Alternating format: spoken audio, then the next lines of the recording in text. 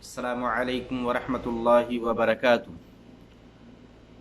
الحمدللہ رب العالمین والصلاة والسلام علی اشرف الانبیاء والمرسلین نبینا محمد وعلی آلہ وصحبہ اجمعین، اما بعد۔ عن ام سلمة رضی اللہ تعالی عنہا ان النبی صلی اللہ علیہ وسلم قال: اذا دخلت العشر واراد احدكم ان يضحي فلا يمس من شعره وبشره شيئا، رواہ مسلم۔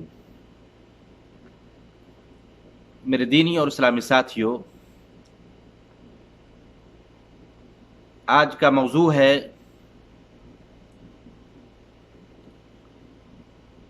جب ماہ ذوالحجہ شروع ہو جائے یا ذوالحجہ کا چاند نکل آئے تو قربانی کرنے والا شخص اپنا بال ناخن وغیرہ نہ کاٹے۔ اس سلسلے میں فرمان نبوی ہے، صحیح مسلم کی 1977 نمبر کی حدیث ہے،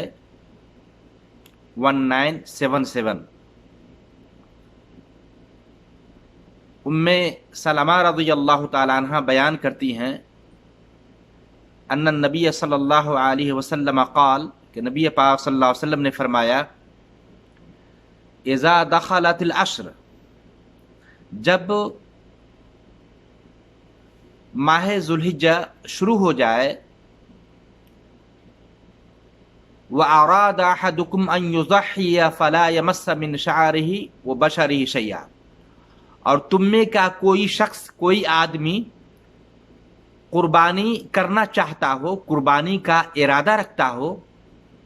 اسے چاہیے کہ اپنا بال اور ناخن وغیرہ نہ لے یا اپنے جسم کے حصے سے کچھ بھی نہ لے۔ یہ صحیح مسلم کی 1977 نمبر کی حدیث ہے، اور اسی معنی کی دوسری حدیث ہے، ان میں ام سلمہ رضی اللہ تعالیٰ عنہ بیان کرتی ہیں ان النبی صلی اللہ علیہ وسلم قال: اذا رأيتم هلال ذي الحجة واراد احدكم ان يضحي فليمسك عن شعره واظفاره، رواہ مسلم۔ کہ نبی پاک صلی اللہ علیہ وسلم کا یہ فرمان ہے کہ جب تم میں کا کوئی شخص ذوالحجہ کا چاند دیکھ لے اور اس کا ارادہ قربانی کرنے کا ہو تو اپنا بال ناخن وغیرہ روکے رکھے، یعنی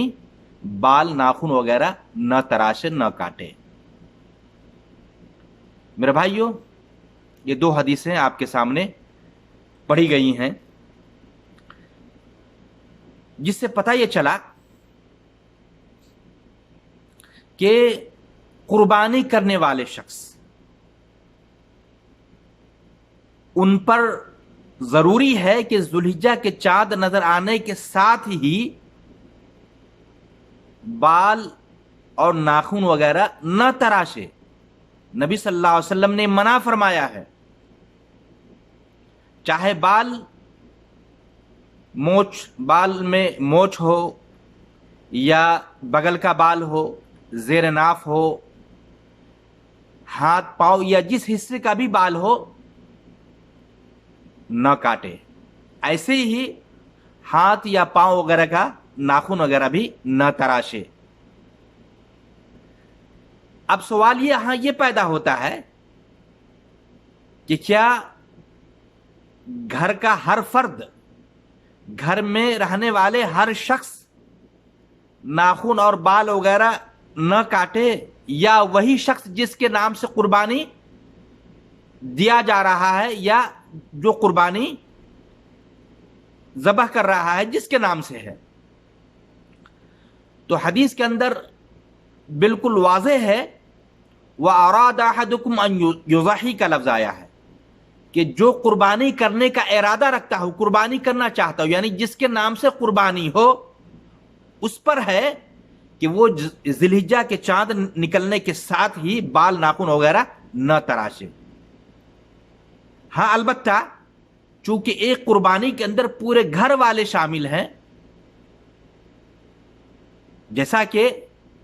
یہی عمل نبی پاک صلی اللہ علیہ وسلم کا اور صحابہ کرام کا رہا ہے کہ ایک قربانی نبی صلی اللہ علیہ وسلم اپنے طرف سے اور پورے گھر والوں کی طرف سے، اور صحابہ کرام بھی ایسا کیا کرتے تھے، تو کیا پورے گھر والے بال یا ناخن وغیرہ نہ تراشے؟ نہیں، حدیث بالکل واضح ہے۔ اور شیخ محمد بن صالح العثیمین رحمہ اللہ کا کہنا ہے کہ حدیث کی روشنی میں صرف وہی شخص بال اور ناخن وغیرہ ذوالحجہ کے چاند نکلنے کے ساتھ ہی نہ کاٹے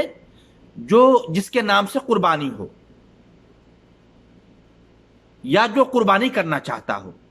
گھر کے دوسرے فرد اگر قربانی میں شامل ہے، چونکہ اجر و ثواب میں تو پورے گھر والے، ایک بکرا میں پورے گھر والے اجر و ثواب میں شامل ہو جاتے ہیں، تو ایسا نہیں ہے، چاہے بیٹے ہوں، بیٹیاں ہوں، گھر کے دوسرے افراد ہوں، 1 ہوں 10 ہوں، جتنے بھی ہوں، ان پر یہ قید نہیں ہے کہ وہ بال ناخن وغیرہ نہ تراشے۔ یہ بس منع کیا گیا ہے اس شخص کو جو قربانی کرنا چاہتا ہو یا جس کے نام سے قربانی دیا جا رہا ہو، اس پر ضروری ہے کہ وہ ذوالحجہ کے چاند نکلنے کے ساتھ ہی بال ناخن وغیرہ نہ تراشے، یہاں تک کہ قربانی کر لے، چاہے قربانی عید کے دن 10ویں ذوالحجہ کو ہو یا 11ویں ذوالحجہ کو ہو یا 12ویں ذوالحجہ کو ہو، یعنی قربانی کرنے تک بال ناخن وغیرہ نہ تراشے۔ تو جیسا کہ ہمارے یہاں یہ ماحول ہے کہ گھر کے پورے فرد یہ سمجھتے ہیں کہ ہم سب پر ضروری ہے اور واجب ہے کہ ہم بال اور ناخن وغیرہ ذوالحجہ کے چاند نکلنے کے ساتھ ہی نہ کاٹیں۔ شیخ صالح العثیمین رحمہ اللہ کہتے ہیں کہ اگر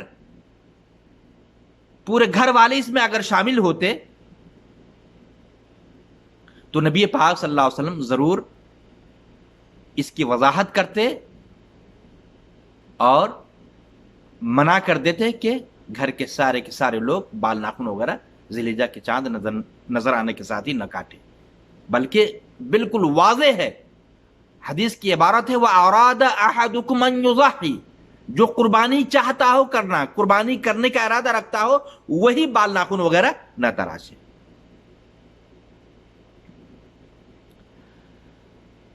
تو بات بالکل واضح ہے۔ ہاں اگر کوئی شخص قربانی کرنے والا اگر بھول کر کاٹ لے یا اس سے غلطی ہو جائے تو اس پر کوئی گناہ نہیں ہے، جیسا کہ رب کا فرمان ہے، اللہ نے فرمایا ربنا لا تؤاخذنا ان نسینا او اخطانا، اللہ تو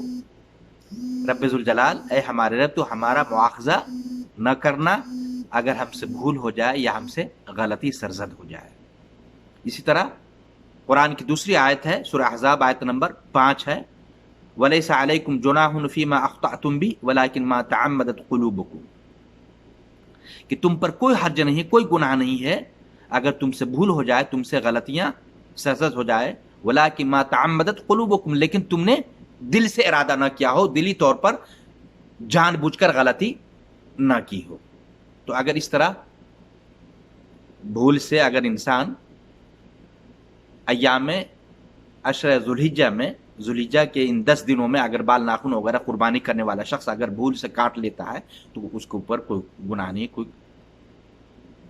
حرج کی بات نہیں، لیکن جان بوجھ کر اگر کوئی شخص ایسا کر رہا ہے تو ایسا شخص گنہگار ہوگا اور اسے چاہیے کہ اللہ سے توبہ استغفار کرے، اس پر کوئی کفارہ نہیں ہے۔ تو یہ چند باتیں کہی گئی ہیں اس تعلق سے کہ اگر کوئی شخص قربانی کرنے کا ارادہ رکھتا ہو تو اسے چاہیے کہ فرمان نبوی کی روشنی میں بال ناخن وغیرہ تراشنے سے ذی الحجہ کے چاند نظر آنے کے ساتھ ہی رک جائے، قربانی کر لے، اس کے بعد بال ناخن وغیرہ تراش لے۔ اللہ سے دعا ہے کہ اللہ تعالی ہم تمام مسلمان بھائیوں کو نبی پاک صلی اللہ علیہ وسلم کے اس فرمان پر عمل کرتے ہوئے اللہ سے اجر و ثواب کی امید رکھنے کی ہم سب کو توفیق عطا فرمائے۔ آمین وآخر دعوانا ان الحمد للہ رب العالمین۔ والسلام علیکم ورحمۃ اللہ وبرکاتہ۔